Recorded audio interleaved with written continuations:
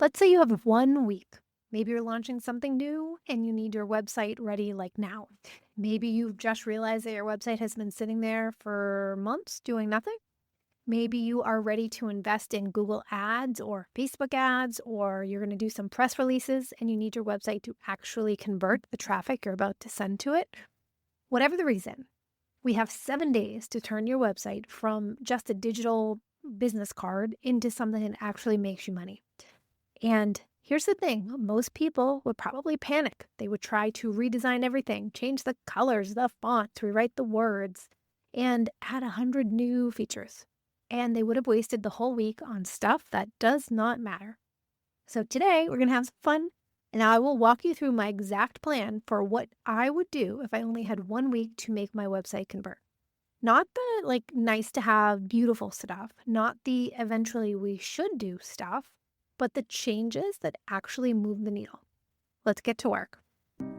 Welcome to Website Design Made Simple, the podcast for busy small business owners who want a high-performing website that converts and sells their offers, even while they're sleeping. Because you deserve to have a strategic and beautiful website that truly represents your brand and positions you as the expert that you are. I'm your host, Jenny B, web designer and creative director at Jenny B Designs, where we believe that your website is the one thing that makes you sales and builds your brand at the same time. Ready to say goodbye to a website that you're embarrassed to share? And hello to a money-making, personality-packed powerhouse? Let's head into today's episode. Okay, so setting up this episode, as if you're listening to this live, we are in the summer of 2026. And I know that a lot of us are probably less busy during the summer. And maybe we have 7 days where we can focus on one thing a day on your website to make it a little bit better so that you can have a more relaxing rest of the summer and get ready for that fall rush that a lot of us experience. And if you're not listening to this live, 7 days and taking a little bit of time every day to make your website work better will be fantastic and will work for you no matter what time of the year we are in. Now, let's set up the week. I want to break down these 7 days. Each day has one focus so that you're not trying to do everything at once. Monday, homepage. Tuesday, calls to action. Wednesday, social proof. Thursday, services. Friday, contact. Saturday, mobile. And Sunday, final testing. And if you don't want to do Saturday and Sunday, just bump it into the next Monday and Tuesday. It's really simple. And the time commitment is not going to be much. I would say maybe half hour to an hour a day. And if you think about that, it's going to be 7 hours total, if that, if you do it over the 7 days, but you are breaking it up. And I want you to keep one thing in mind, the rule. Finish the day's task before moving on to tomorrow. No getting distracted by other fixes that you see when you're in your website. Just stay focused and break it into each day. So let's talk about day one. Day one, Monday, homepage hero section. Gosh, I feel like a broken record because I'm always talking about this, but it is the most important piece of your website, that homepage hero section. It is the first section people see, and you have 3 seconds or less to convince them that they are in the right place. If your hero section doesn't immediately answer, is this for me and what do I get? People will leave. They will bounce and they won't scroll. They won't read your about page. They will just leave. So on Monday, you are doing one thing. You're making your hero section crystal clear.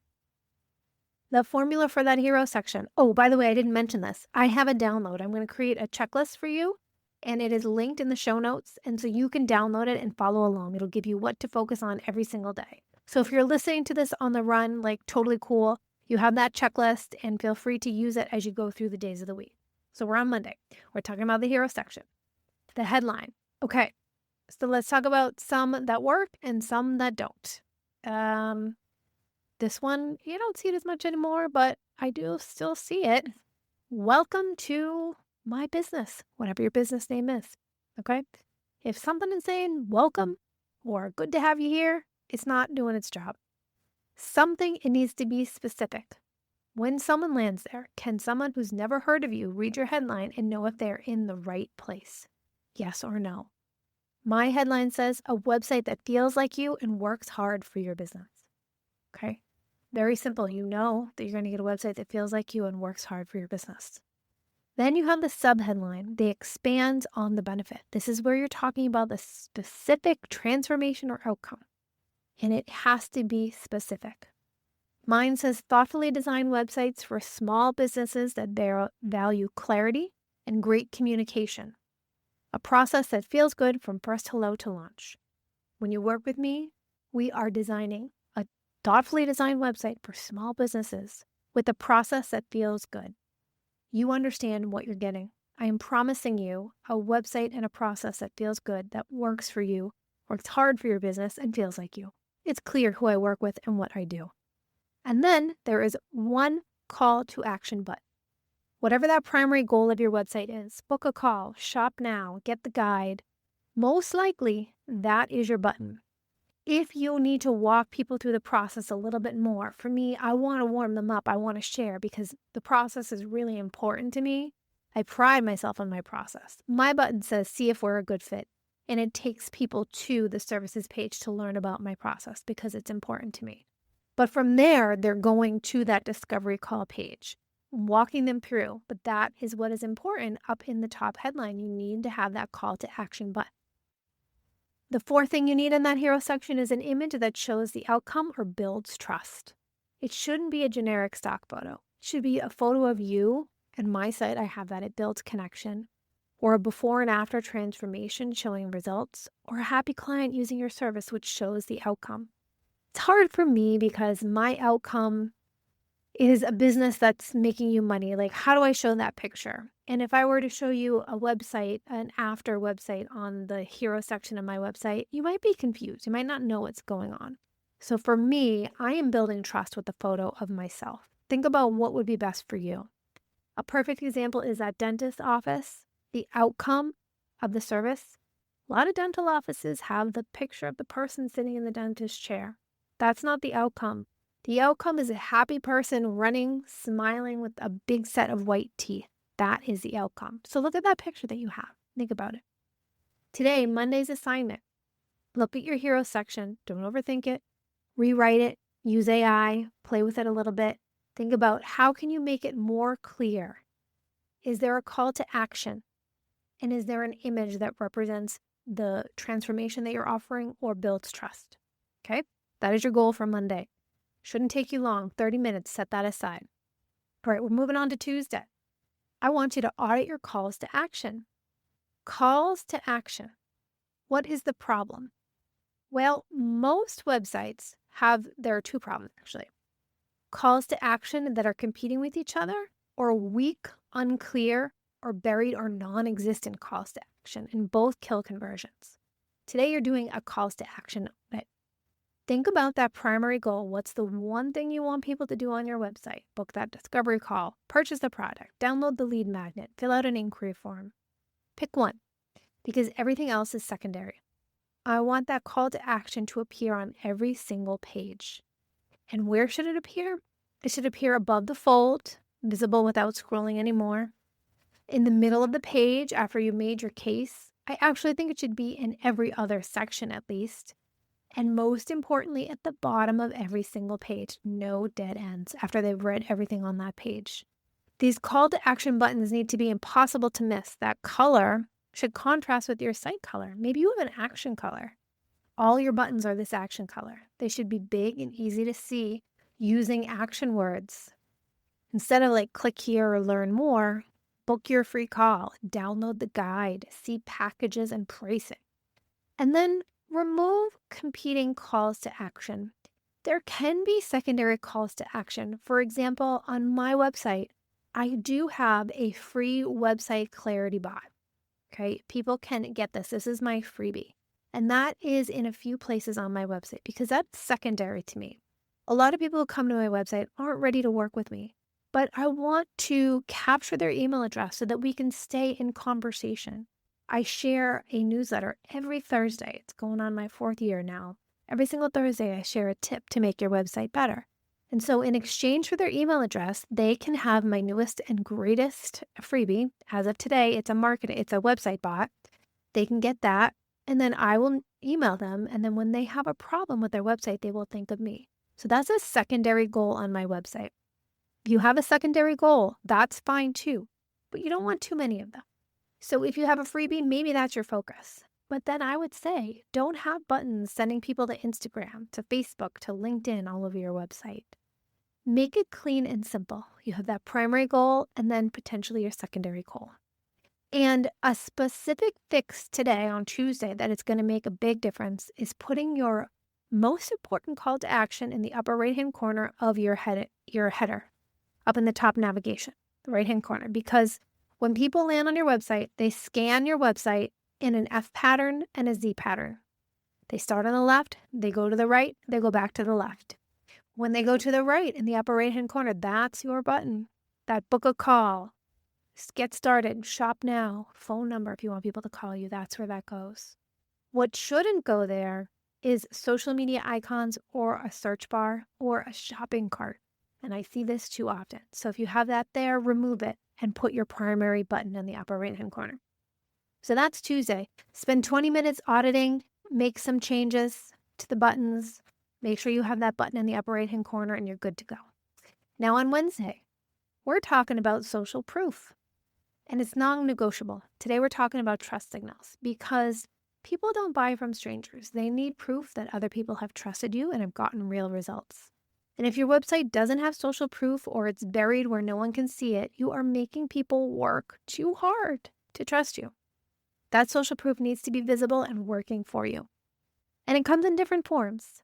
Okay, we're talking about testimonials, case studies, client logos, the numbers, how many clients served, years in business, results achieved, awards or certifications, media mentions, reviews, whatever you want from that list. I want you to add 3 to 5 pieces of social proof to your website. And where does this go? Because you need to have strategy when you're thinking about your social proof. On the home page, I want you to add one strong testimonial in your hero section or right below it. There are a couple of episodes where we're talking about adding social proof in that hero section when someone lands there.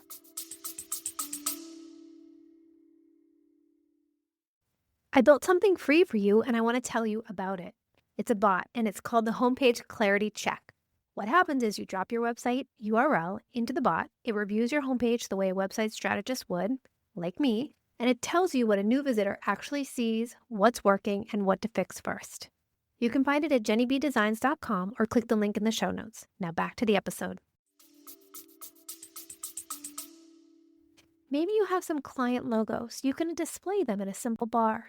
Maybe you have some results or numbers. I do this on my website. Put those in the bar. Maybe there's that strong testimonial. You can add it right below it or in that hero section.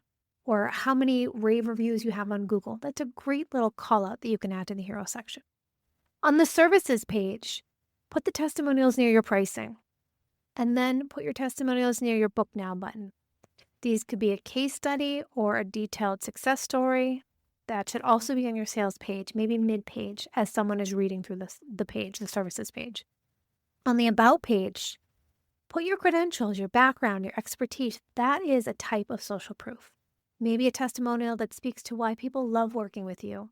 You know how I always say you want a specific testimonial with results of what you're getting? Well, any testimonials that aren't results-based, that are more anecdotal or how they loved working with you in your process, they can go on your about page. That's a great place for them. And then on your contact page or your booking page, maybe add a little testimonial right above the form or the booking calendar or a quote. Think about where someone is making a decision. Can you add some social proof there? So today, I want you to pull out 3 to 5 strong pieces of social proof and place them strategically in the locations I mentioned. And if you are using testimonials, include the client names. You can just use their first name and a last initial, and photos if you have them. And if you don't have testimonials, then use today's assignment to reach out to your last 3 to 5 clients and send them specific questions. Like, what problem did you have before working with me? What changed after we were worked together? What specific results did you see? Why would you recommend me? And use their answers to create testimonials to get them on your site. Okay, Thursday, services, your sales page. We are fixing the page where people decide to hire you or buy from you. This is your services page, whatever you want to call it, the sales page, shop page, where the money happens. And most of these pages are not working. They're either too vague or too complicated, and they are missing key information such as pricing and process. A lot of them are also focused on features instead of outcomes. Think about this page. We want it to be clear so that someone reading it knows exactly what they're going to get and why they should say yes. The structure that converts is, number one, we want to share who this is for. Not everyone needs a new website. I want to work with service-based business owners who are tired of their website sitting there doing nothing and are ready to invest in something that brings clients with a process that is clear and thoughtful. That's who I want to work for. The problem that I want to solve, paint the picture of what they are dealing with right now. For my clients, their current website isn't reflecting their quality of work. Potential clients land on it and leave without reaching out. They're embarrassed to share their URL and they know they're losing business because of it. That's the problem that my clients are having. I am sharing that on this page. And then I want to share my solution to the problem. What makes me different? I design strategic, personality-packed websites in 4 weeks. No 6-month timelines, no endless revisions, just a clear, simple process that gets you a beautiful converting website that you are proud to share. And then what's included? Being specific about deliverables, and then the process and the timeline. I am very specific about my process. I have a well-oiled process, if you want to call it that. I've been doing it so long, and I like to keep things very organized so that my clients know where they are and when we're going to be done and when they can launch their website. On the services page, we want to include the investment. And this is something sometimes people don't want to share. But I think it is important in the spirit of transparency and not wasting people's time to show your pricing, at the least a starting at price. It pre-qualifies leads and it builds that trust. You also want social proof. And we talked about this yesterday, building testimonials and specifically about this service and where you put them on this page. And then the call to action, driving people to the next step to schedule that discovery call or get started today. So Thursday's assignment, go through the sales page section by section. Does it have all of these different elements? If not, add them. Is it clear? Read it out loud. Is it benefit focused? And think about if you have the pricing. Today's exercise might take a little bit longer, but I want you to at least look at the page and maybe you don't do every single thing I mentioned, but look at it, make some notes about what is missing and what can you just fix in 30 minutes today. Is your pricing there? Can you make it a little bit more benefit driven instead of feature driven? Can you get a little bit more clear about who you need to work with and are there testimonials? And there should be because you added them yesterday. So that's today, Thursday, the sales page. Friday, your contact, your booking experience. Now, we're making it so easy for people to take action today because when someone lands on your site, they read everything, they're interested. Yes, they get to the contact page and they can't figure out how to work with you. Or even worse, they have to jump through hoops, fill out a long form, wait for you to email back, play phone tag, and by the time they hear from you, they've already hired someone else. Today, I want to remove every single obstacle between I'm interested and I'm booked. So let's check these things. Can someone book with you with under 60 seconds? Maybe even less. Test it out. Try it on mobile. Time it. If you don't have an online calendar, think about adding one. There's Calendly, Square, all kinds of options. You can embed it right on the page. Think about your contact form. Does it have 3 to 4 simple contact fields? If you have one with 15 plus fields, that's too long. If you have a just email me at and it's not clickable, if you have a link that's not clickable, that's a hassle. If you have a call during business hours and you have no booking option right there, that's making people wait. Is there clear response time? Are you setting expectations? On this form, does it say, I'll get back to you within 24 hours? In the meantime, feel free to do whatever you want someone to do. Or does it say, I will respond to you within 12 hours? Or when you fill out the form, you'll be redirected to my calendar to book a time. Are you telling people what's going to happen after they fill out the form? Because that is another way that people get stuck. Go through the process yourself. See if it's easy. And if it takes more than 60 seconds or 4 clicks to contact you, you're probably losing leads. And this single change can sometimes double your inquiry rates. This is the last step you need to get this right. Okay, now, Saturday, or if we're going back to Monday for next week, mobile. We're pulling up our website on our phone and fixing everything that is broken. because more than half of your traffic is probably from mobile. And if your website doesn't work perfectly, you could be losing those potential clients. I want you to make your mobile experience as flawless as you can. Here's what to check. If you have a phone number, tap that phone number. Will it call? If it's not clickable, fix it. Can you easily navigate the menu? Is it a hamburger menu, those 3 lines that open clearly? Or is it like a tiny link that you can't tap? Do the images load quickly? Can you fill out the form without zooming? This is a big one. Are the buttons big enough to tap with a thumb? If they're smaller, like the size of a fingertip, that's not going to work. Does the text adjust to the screen size, or do people have to pinch and zoom to read? Because they're not going to do that. Can you complete your main call to action on your phone in under 30 seconds? Meaning, can you book a call or buy a product or fill out a form, whatever that goal is? Test it on your mobile. Spend a half hour going through the site, make a list of your issues, and then fix them. And hand a phone to your friend. Give them the website and ask them to book a call or contact you, and watch them. See if they can figure out what to do.